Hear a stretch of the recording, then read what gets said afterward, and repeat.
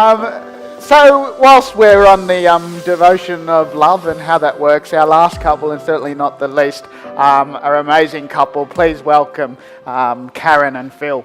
Tonight's the night, let's live it up. I got my money, let's spin it up. And go out and smash it, like oh my god. Jump out that sofa, let's kick it on. I know the way. Hi there. Hello. Karen's also tall. She doesn't wear heels and she's still massive tall to me. Hey mate, how you going? Good.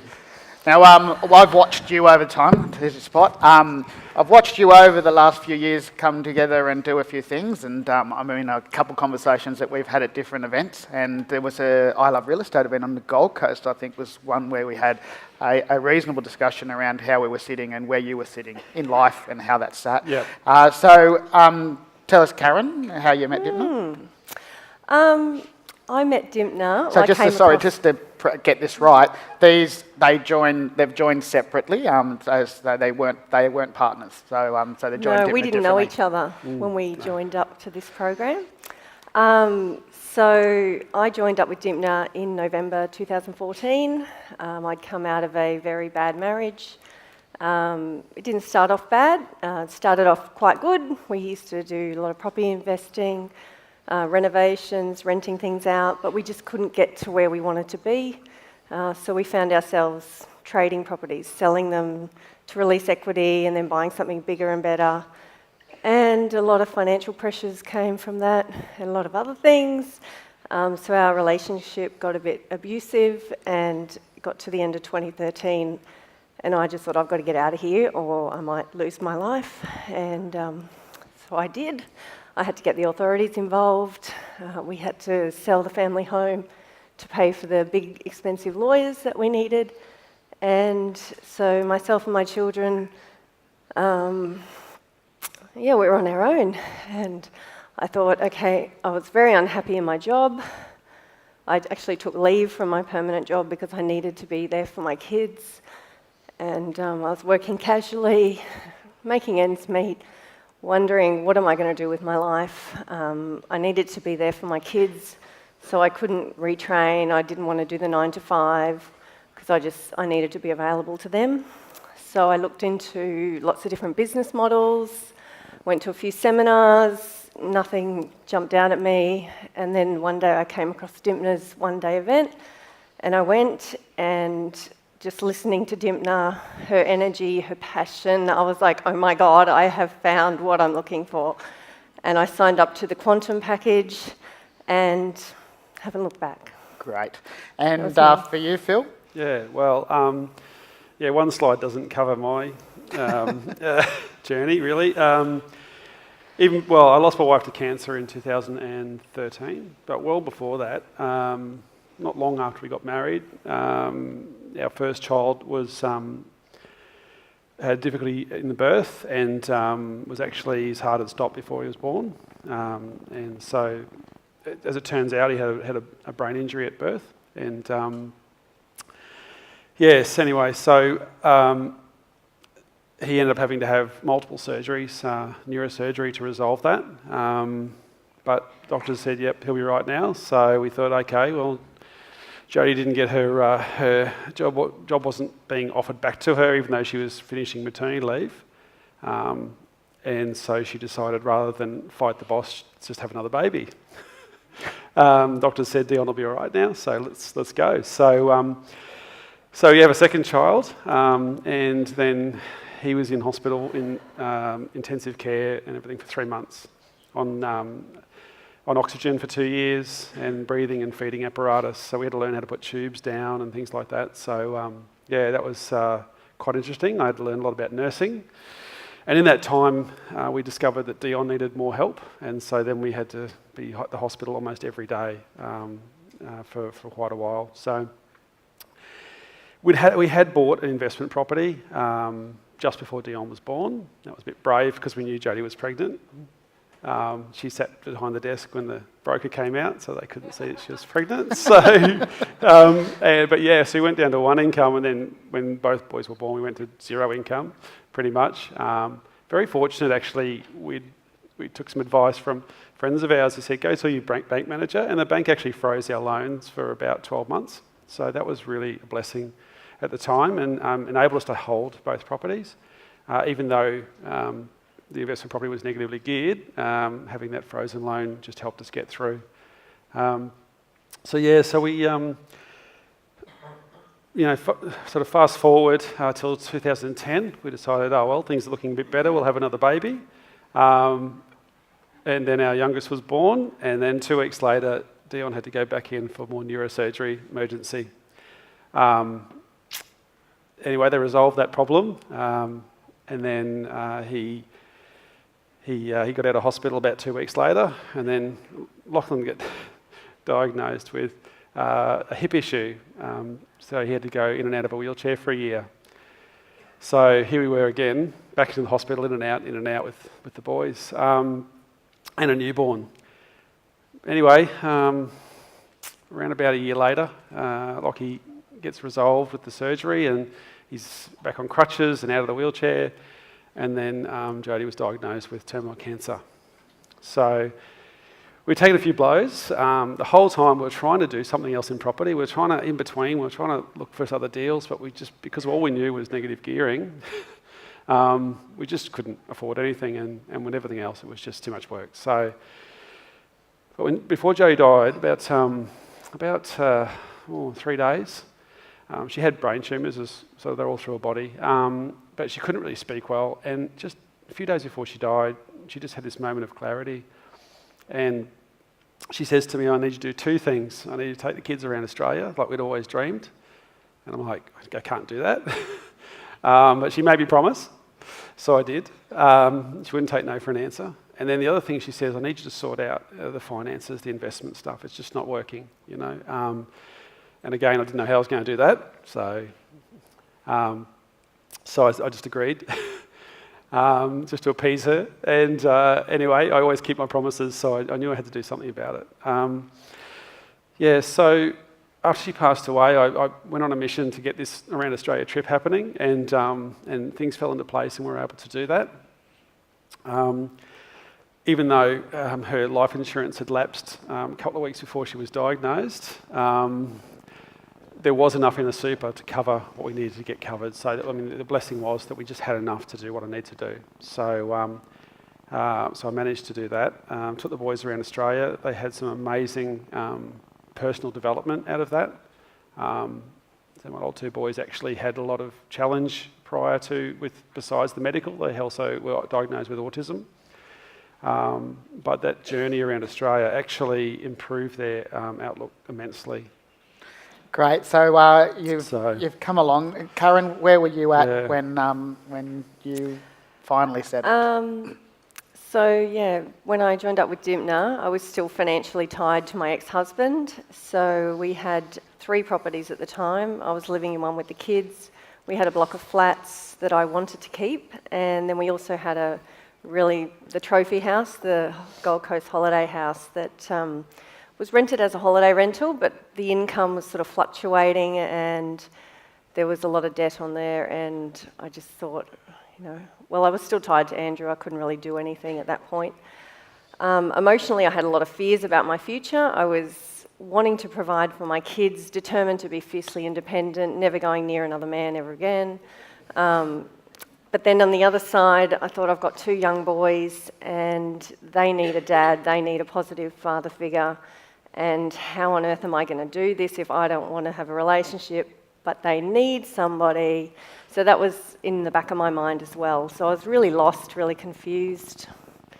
I'll let you tell your story. Phil? Yeah. So I think this slide sort of shows that we'd paid our debt down actually during all that challenge. We'd actually paid our debt down really well, and what was left of Jodie's super helped me pay down the rest. So we're very fortunate that we had worked very hard, and but all we knew was to just pay down debt. We didn't know how to be smart about what we were doing. We did end up then with the investment property, with majority of the equity, and the PPR we owned outright. So that was really good. So for you, Karen, what did you do as far as the actions? So a big decision was to sell the Gold Coast house. As much as I didn't want to do that, I'd listened to Dimpner's advice, and sometimes you have to break up with a property for the greater good, and so I did that. Finally achieved the financial separation, just had to get free so I could move forward. I couldn't do anything while I was still financially tied to him. So I settled, got myself market ready. I retained the PPR and the 5 flats, refinanced the flats so that they weren't cross-securitised with the PPR anymore. I implemented one of the asset protection strategies, the gift and loan back, in order to protect the equity that was in those properties because they were still in my own name. And then I got a new loan so that over my PPR to release equity in that property so that I could go on and do my next deal, my big deal. Yeah. And Phil? Yeah, so... The rental property had some issues, tenants and whatever. So not long after, well, while we were going around Australia, I was personally managing the investment property. I actually wasn't managing it at all. And the condition of that property had gone downhill considerably over 18 months. And I get a phone call when I was in WA saying, we're moving out. Fortunately for me, they gave me plenty of time, but it was still empty by the time I got home. And it was full of rubbish. It was not nice. And there was a lot of maintenance issues that I hadn't attended to as well. So it was in a bad way. The rent was pretty low. It was only getting $340 a week, and it wouldn't have achieved probably even that in its condition. So I had to do something. After listening to Dimpner's podcast and watching some of the DVDs and that, I decided I had to renovate this property, added an extra bedroom. It took me a long time, and probably took me about 15 months. I wasn't in a good headspace, but anyway, I got through it, and Karen kicked me in the bum after I got to meet her sort of halfway through that reno, and I ended up getting it rented out at $500 a week. So that was a really good So then you turnaround. renoed the PPR and decided to sell that? Yeah, so soon after the tenants, well, my PPR had some tenants in, so that to help with the cash flow, and they ring me, tell me they're moving out, and so I'm like, oh, I've already done this, I can do this again. This time I used all the learnings, all the teachings, and I went and did all the cost analysis of everything, opportunity analysis, all that sort of stuff, and worked out I needed to sell this property. And I renovated it. I had a really good return on that one. I had a valuation for about $500,000, and with a less than 50k spend, we got it. I got a sale for $680, which was a bit of a record in the area. And the real estate agents have been kicking me ever since because of making their job very hard. And that one only took 12 weeks. And that one as only, compared to yeah, 15 that one months. actually 12 weeks till it was actually sold. So it was a very quick turnaround. And I actually took 3 weeks off in the middle of that for Christmas holidays with the kids and everything. So yeah, that was a big turnaround. So you go to the US, you do one of these, Phil? Yeah, so actually in the middle of that reno, when I actually decided I needed to do something else as well to motivate me, so I got onto these deals in the US. So I actually flew to the US and did a deal over there. It was awesome. The dollar was high, so I knew I had to, if we're going to do it now. And I sold down some toys, an extra car I didn't need, and that. And I put them in the US and did one of these deals with vendor finance. So good return, excellent uplift in equity, but the biggest thing was that I'm getting cash flow from that to help Because fund. this is a long-term deal, so you've sold it higher and you brought money back as well and Yeah. done all that. So that's turned out really well. Well, that came. The reason I did that was because before I went around Australia, my boss had promised me my job back when I got back, but it wasn't there when I got back. The business still operating and everything, but I couldn't do what I used to do, and I couldn't travel for work all the time, and because I had the kids. So I knew that that was a bit of an empty promise. So that was what a kick in the bum I needed, and that deal basically helped replace some of my income to then make me feel like, okay, I can keep going and I can do this. The uplift in the rental then on the next one, basically made up the rest of the difference I needed to live off. So I had low cost of living, and with those two deals, that gives me sufficient cash flow that I can then just stay in property full time and focus on So this one here was the PPR that I renovated. That was all about just taking the equity out and putting into a deal that Karen and I were starting to work on. So you did finally meet. How was it that you met? We actually met at the Ultimate Boot Camp. So in 2015, in April, we both went to the boot camp on the Gold Coast. And on the third day, we were just sitting at the table, sitting across from each other, and we got talking, and we sort of worked out we were both single parents. We actually live in neighbouring suburbs in Brisbane, and we're in a similar position financially.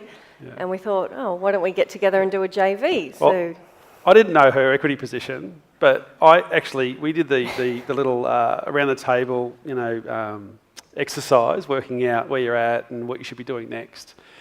And everyone's keeping all their numbers secret. And Dipna says, anyone having trouble working out what the next step is? And I foolishly put my hand up. And she just singled me out. She pulled it out. And she goes, what's this number here? And I told her what it was. And then she goes, oh, that's easy. You just do this, this, this, and this. She looks at me and goes, oh, money partner.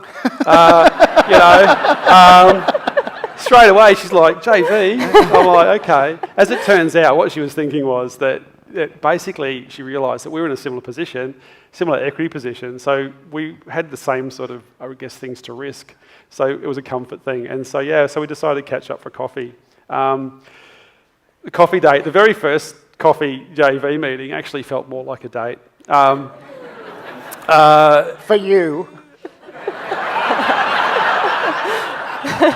Yeah, except that I sent her a very professional SMS afterwards, sort of that evening. I'm like, that was great. I think I said something along the lines of, but that was a great meeting. I think we've got some similar goals.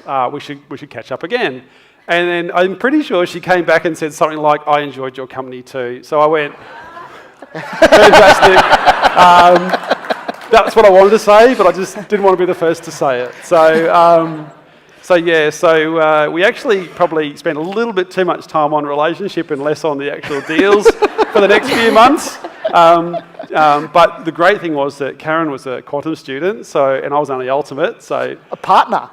I got free tickets to all these quantum events, which was fantastic. And Karen's thinking was at first that she needed that if she's going to partner with someone, that person had to have the same education.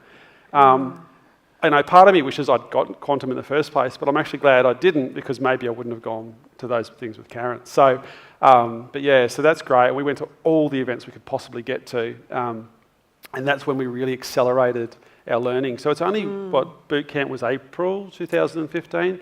Yeah. By within a year, less than a year. Within a year, we'd actually done all the things we needed to do to purchase our development site, which is the next deal. So this one, talk about this one. Do you want me to talk? I'll start off. Okay. So we've bought a dual lot, single title property in Brisbane, and we've just recently got the DA on that one to build 8 units.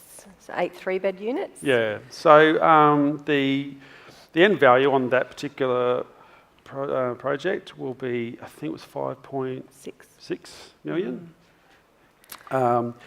And the all-in cost to build, total development costs will be under 4.5. So the whole profit from this is well over $1 million, which is fantastic.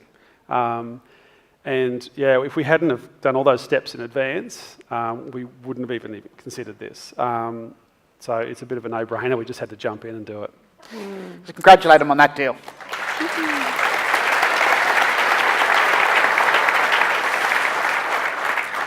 So obviously things that are more important than just the property. It is for us. One of the biggest things for me has been the belief in myself, and just, I guess, seeing Dipna did it on her own, single mum who made it. I'm like, maybe I can do it too. And being around this community and just meeting so many amazing people, listening to their stories, it's just given me the confidence that I never had. And meeting Phil, it's been amazing. I actually am in a relationship and I trust this person, and I never thought I'd be there again. My kids have a male father figure. It's great. Sorry. Yeah. That's been massive for me. That's, you know, the money's great, the security in the future that I know that I'm going to have with this community is amazing, but that side of the personal part of it too for my family is it's immeasurable. Yeah. Yeah, for me too, and my boys. We spoke last night about DV and the refuge and needing to have somewhere where women and men in that situation can go to with their pets and with their family, and as much as we're both trying, we're trying to get over that hurdle, and we're getting there and we're getting closer, and hopefully you'll be a big part of what that means. I'd love to be, yeah. Yeah, so what we've done is actually just this week we've set up our own development company, and our goal is to be able to, as part of that, a percentage of that is have some social housing that we're going to be building. So we don't know how we're quite going to do it just yet, but we've already been speaking with agencies and working out how we can model our business just right so that we can actually give back as soon as possible. So yeah, that's what we want to do.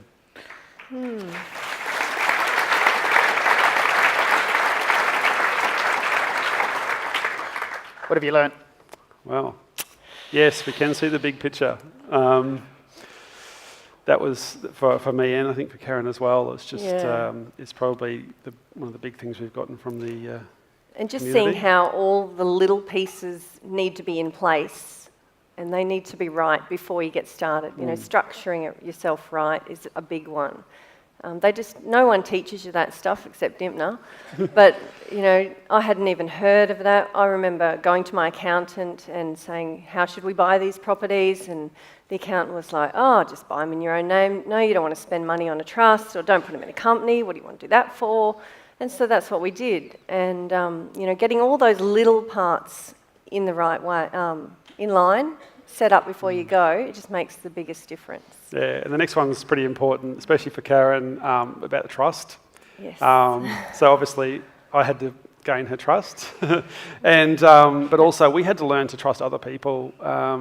So the development deal actually, we've got some deal finders in that, some guys that found the deal and brought it to us, and there had to be a level of trust between us that we could all make it work together. So that was a big thing, and that's come from the community. Even though those guys aren't directly in this community, working with people in the community and speaking to people in the Dimpna community has given us that belief we can do that as well. So Yeah, that's a big thing. yeah, And believing in yourself, because I know for myself, I got told initially, you're a single mum, you work casually, you know, good luck getting a big loan, you're not going to be able to do it, you need to get a better job or more income, that sort of thing.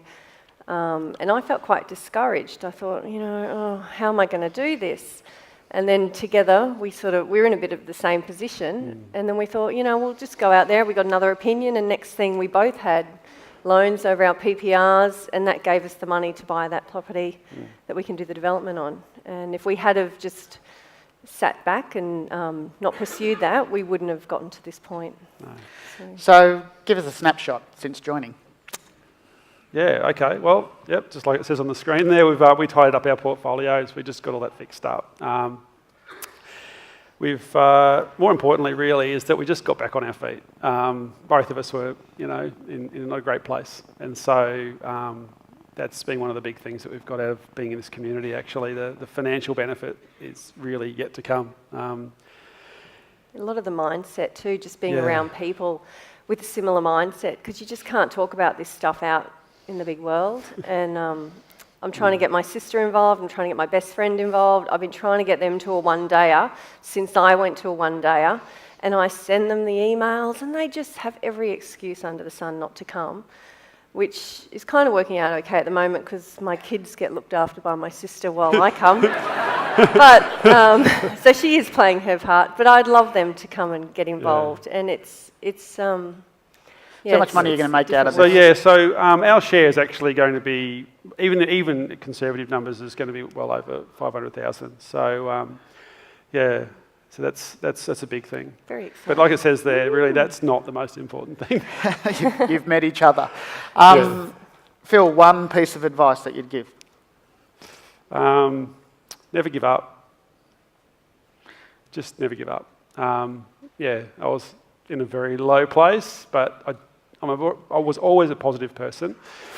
and probably that little bit just remained in me just enough to keep going. And that's what got me through. Just didn't give up, just tried again, even if I didn't want to get out of bed that day. The next day I did. So, you know, and we all have down days. You don't have to be in depression to have not a great day.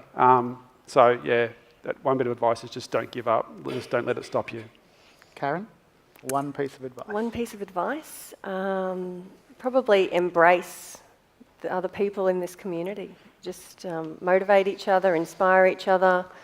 You know, that's my biggest thing that I've taken from here. I can't believe who I was able to meet. Not just Phil, but so many amazing people. And my life has just turned around and, yeah. It's all Big thanks to these congratulations people. to those two.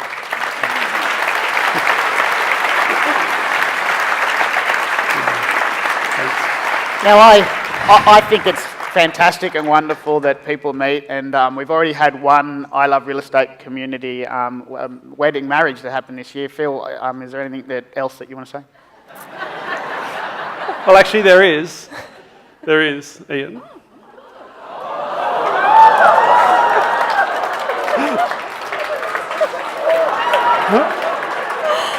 Oh my God.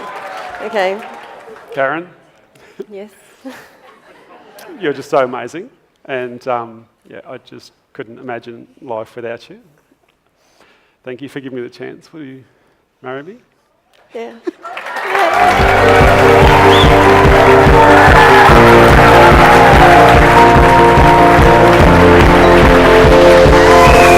It's a beautiful night. We're looking for something dumb to do. Hey baby, I think I wanna marry you.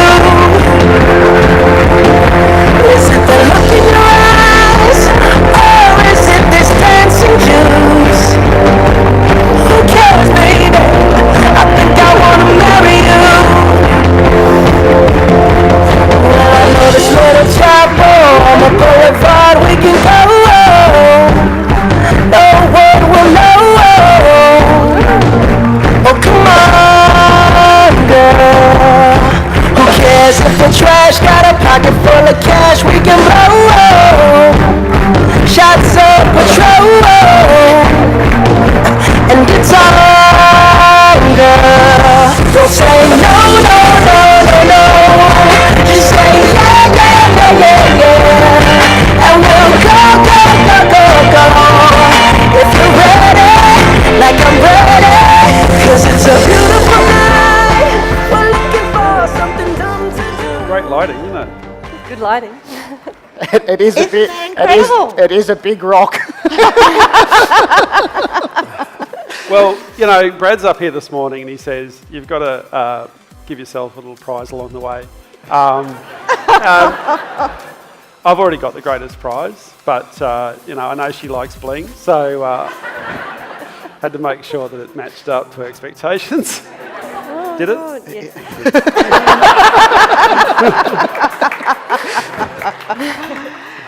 Congratulations, guys. Fantastic you. job, and congratulations on the whole journey. And you know, when you do the things that, you know, Ian and I do and stuff, you see so many little pockets of inspiration and growth and people finding each other. I mean, this year in the Platinum group we had a couple who came into Platinum separately and they're leaving very much together. Just like you guys, you know, just like you guys are. So, yeah, babies next year? No? Between us, there's already 5 kids. I think We've got enough. I think we're good enough. Property babies. Property Yeah, babies. absolutely. Property yeah, babies. and actually, our kids are coming on the journey with us. We've got summer camp at our place, and summer camp is DD, spreadsheets, realestate.com, etc. Yeah, with our kids. And look, you know, we just incentivise them by paying them an hourly rate just to learn. But we feel that they're going to be our greatest asset going Absolutely. forward. And They absolutely that's, you are. know, taking the lessons from you. So, thank you. Congratulations, guys. Thank you. There's a photo. Photo? Oh my God. What photo Hang have you got? on a minute. Hang on. Where's your rock?